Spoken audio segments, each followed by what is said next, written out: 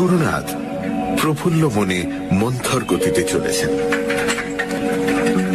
মাত্র 12-14 মাইল পথ সাইকেলে যেতে কতই বা সময় লাগবে। সুরনাথের বয়স 40 বছর, মাঝারি দৃঢ় শরীর, মুখশ্রী মোটের উপর সুদর্শন। তিনি বিপত্নিক। বছর 3 আগে তার স্ত্রী মারা গেছেন। আবার বিয়ের প্রয়োজন তিনি মাঝে মাঝে অনুভব করেন, কিন্তু স্ত্রী মারা যাওয়ার পরে যে ক্ষণিক স্বাধীনতাটুকু তিনি লাভ করেছেন তা বিসর্জন দিতেও মন চায় না। তিনি যখন 6 মাইল পথ অতিক্রম করেছেন তখন সূর্য পশ্চিম দিকে অনেকখানি ঝুলে পড়েছে। সামনে 2টি পথ ক্রমশ আলাদা হতে হতে ধনুকের মতো বেঁকে গেছে। মাঝখানে উঁচু জমি, তার উপর তাল খেজুরের গাছ মাথা তুলে রয়েছে। হঠাৎ কোথা থেকে ক্ষুদ্র একখণ্ড কালো মেঘ এসে সূর্যকে ঢেকে দিল। চারিদিক অস্পষ্ট ছায়াচ্ছন্ন হয়ে গেল। সুরনাথ পথের সন্ধিস্থলে সাইকেল থেকে নামলেন। সামনে পেছনে কাছে দূরে জনমানব নেই। আকাশ পরিষ্কার, কেবল সূর্যের মুখের উপর এক টুকরো মেঘ লেগে আছে, যেন সূর্য মুখোশ পড়েছে। সুরনাথ একটু চিন্তা করলেন। এখনো 6-7 মাইল পথ বাকি। আধ ঘন্টার মধ্যেই সূর্য অস্ত যাবে। অন্ধকার হওয়ার আগে যদি গন্তব্যস্থানে পৌঁছতে না পারেন, দিগ্ভ্রান্ত হওয়ার সম্ভাবনা। পোস্টমাস্টার বলেছিলেন বাঁ হাতের রাস্তাটা ভালো নয়, কিন্তু দৈর্ঘ্যে ছোট, সুতরাং বাঁহাতি রাস্তাটা দিয়ে যাওয়াই ভালো।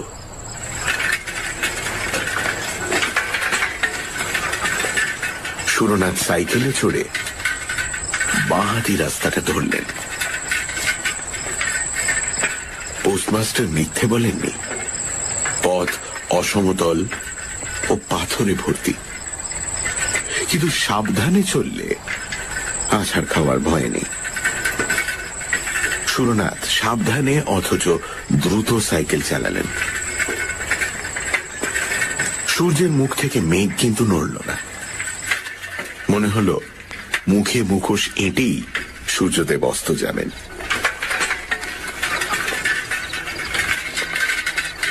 মিনিট 20 সাইকেল চালাবার পর সুরনাথ সামনে একটি দৃশ্য দেখে আশান্বিত হয়ে উঠলেন।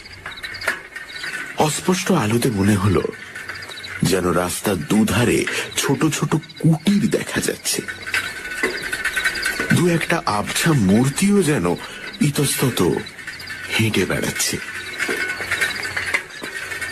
আরো কিছু দূর অগ্রসর হওয়ার পর পাশের দিকে চোখ ফিরে সুরনাথ ব্রেক কষলেন।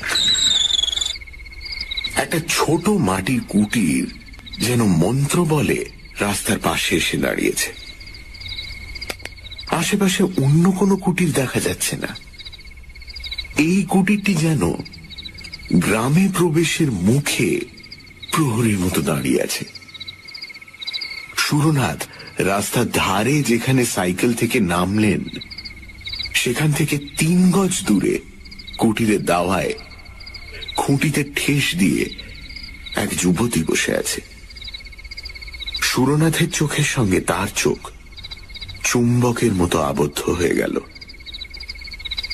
চাষার মেয়ে, গায়ের রং মাজা পেতলের মতো পিতাভ, দেহ যৌবনের প্রাচুর্যে ফেটে পড়ছে, মুখের গড়ন দৃঢ়, মাথার অগোছালো চুলের প্রান্তে একটু তামাটে ভাব, চোখের তারা বড় বড়। পরনে কেবল একটি কস্তা পাড় শাড়ি, গয়না নেই। সধবা কি বিধবা কি কুমারী বোঝা যায় না। তার দিকে কিছুক্ষণ তাকিয়ে থাকলে মনে হয় যেন আগুন রাঙা চুল্লির দিকে চেয়ে আছি। হ্যাঁ গা, তুমি কোথায় যাবে গো? যুবতী প্রশ্ন করল। দাঁতগুলো ঝকঝকে সাদা, গলার স্বর গভীর ও ভরাট, কিন্তু কথা বলবার ভঙ্গি গ্রাম্য। সুরনাথের বুকের মধ্যে ধকধক করে উঠল। দীর্ঘকালের অনভ্যস্ত এক অন্ধ আবেগের স্বাদ তিনি অনুভব করলেন। কিন্তু তিনি লঘু চেতা লোক নন। সবলে আত্মসংযম করে তিনি বললেন, রতনপুর। যুবতী দাওয়ার কিনারায় পা ঝুলিয়ে বসে মুক্ত কণ্ঠে হেসে উঠল। তার হাসিতে প্রগল্ভতা ছাড়াও এমন কিছু আছে যা পুরুষের স্নায়ুতে আগুন ধরিয়ে দিতে পারে। শেষে হাসি থামিয়ে এসে বলল, রতনপুর সে তো অনেক দূর গো, যেতে যেতেই রাত হয়ে যাবে, পৌঁছতেই পারবে না। সুরনাথ রাস্তার দিকে চাইলেন। দূর থেকে যে গ্রামের আভাস পেয়েছিলেন, সন্ধ্যার ছায়ায় তা মিলিয়ে গেছে। তিনি উদ্বেগের স্বরে বললেন, তাহলে গ্রামে কি কোথাও থাকবার জায়গা আছে? এখানেই থাকো না। সুরনাথ চমকে যুবতীর দিকে চাইলেন। যুবতীর দৃষ্টিতে দুরন্ত আহ্বান, আরো কত রহস্যময় ইঙ্গিত। সুরনাথের বুকের মধ্যে রক্ত তোলপাড় করে উঠল। তিনি শরীর শক্ত করে নিজেকে সংবরণ করলেন। আস্তে আস্তে বললেন, মানে বাড়ির পুরুষেরা কোথায়? যুবতী দূরের দিকে আঙুল দেখিয়ে বলল, তারা মাঠে গেছে, সারা রাত ধান পাহারা দেবে। মাঠে ধান পেকেছে তো, পাহারা না দিলে চোরে চুরি করে নিয়ে যাবে। সুরনাথ কণ্ঠের মধ্যে একটা সংকোচ অনুভব করলেন। বললেন, তা যদি অসুবিধা না হয় এখানেই থাকবো। যুবতী আবার খিলখিল করে হাসল। প্রায় অন্ধকারে তার হাসিটা বিদ্যুতের মতো ঝলকে উঠল। সে বলল, তোমার গাড়ি দাওয়ায় তুলে রাখো, আমি আসছি। যুবতী ঘরে প্রবেশ করল। এটি মাদুর এনে দাওয়ার এক পাশে পেতে দিল।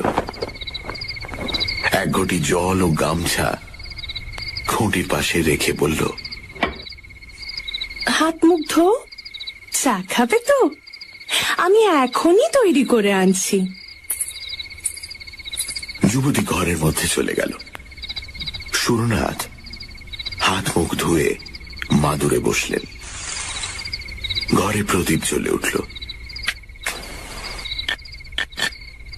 আলোর পীত বর্ণ ধারা দাওয়ার উপর এসে পড়ল। বাইরে নিশ্ছিদ্র অন্ধকার চরাচর গ্রাস করে নিয়েছে।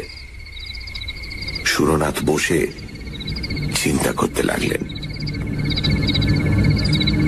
তার মানসিক অবস্থার বর্ণনা অনাবশ্যক। তীরবিদ্ধ হরিণ, আগুনের দিকে ছুটে যাওয়া পতঙ্গের মানসিক অবস্থা কে কবে বিবৃত করেছে? এই নাও, চা এনেছি। চা দিতে গিয়ে আঙুলে আঙুলে একটু ছোঁয়াছুঁই হলো। আমি রান্না চড়াতে চললুম। সুরনাথ ক্ষীণ স্বরে আপত্তি তুললেন, না না, আমার জন্য আবার রান্না কেন?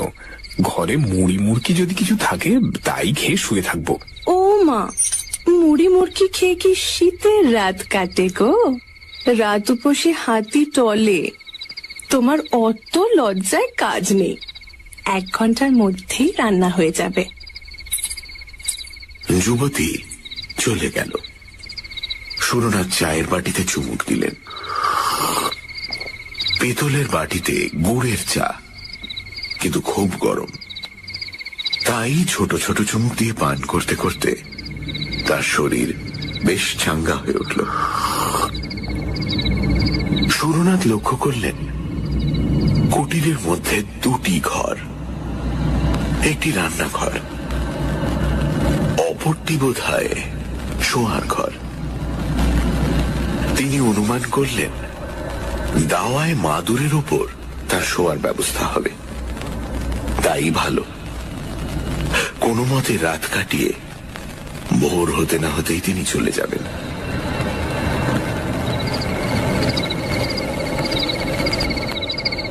ঘণ্টাখানেক পরে যুবতী দরজার কাছে এসে দাঁড়িয়ে বলল, এই যে ভাত বেড়েছি, খাবে এসো। সুরনাথ উঠে ঘরের মধ্যে প্রবেশ করলেন। বাইরের ঠান্ডার তুলনায় ঘরটা বেশ গরম। পিঁড়ির সামনে ভাতের থালা, প্রদীপটি কাছে রাখা হয়েছে।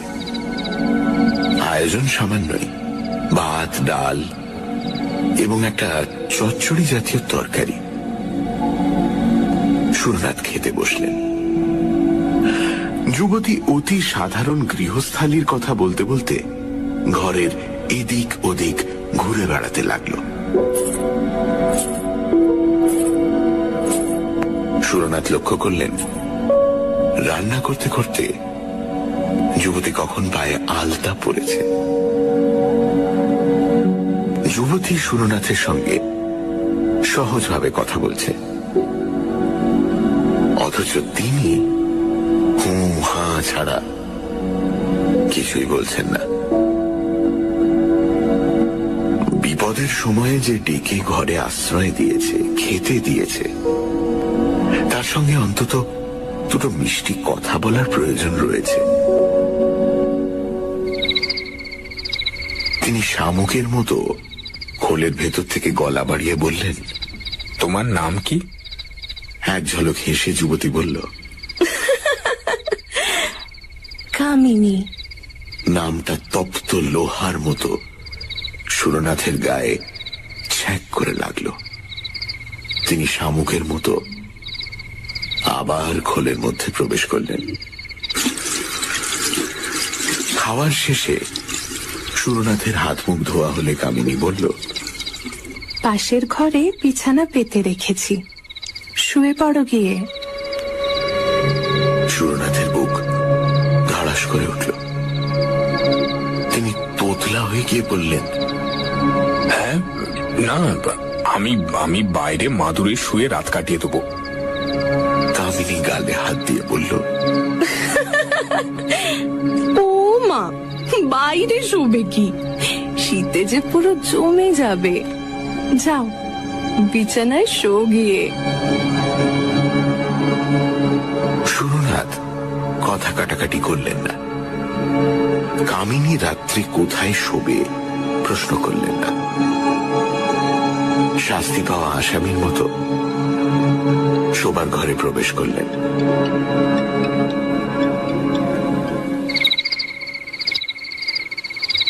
ঘরে দীপ জ্বলছে। মেঝের ওপর খড় পেতে তার উপর তোষক বিছিয়ে বিছানা। সুরনাথ সুটকেস এনে জামা কাপড় পাল্টালেন। তারপর প্রদীপ জেলে রেখেই শুয়ে পড়লেন।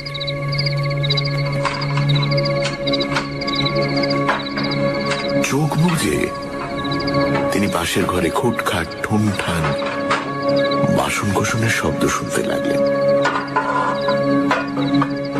ইন্দ্রিয়গুলি অতিমাত্রায় তীক্ষ্ণ হয়ে উঠেছে। তার মনের উত্তাপ একটি সুদীর্ঘ নিঃশ্বাসে বেরিয়ে এলো।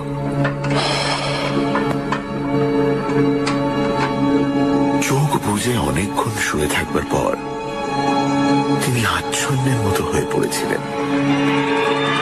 হঠাৎ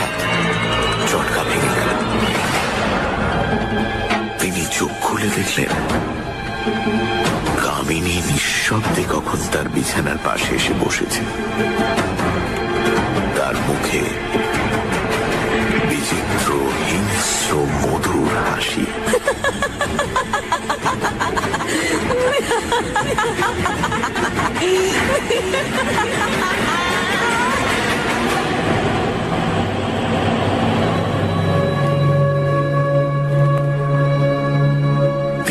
পর্যন্ত সুরনাথ যখন ফিরে এলেন না, তখন পোস্টমাস্টার বাবু উদ্বিগ্ন হয়ে উঠলেন। কেবল সুরনাথের জন্য নয়, সেই সঙ্গে পোস্ট অফিসের সম্পত্তি, সাইকেলটিও গেছে। পোস্টমাস্টার পুলিশে খবর দিলেন। পুলিশ খোঁজ নিল। সুরনাথের যে 3টি পোস্ট অফিসে যাওয়ার কথা, সেখানে তিনি যাননি।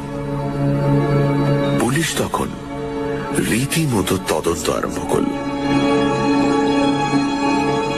7 দিন পরে সুরনাথকে পাওয়া গেল।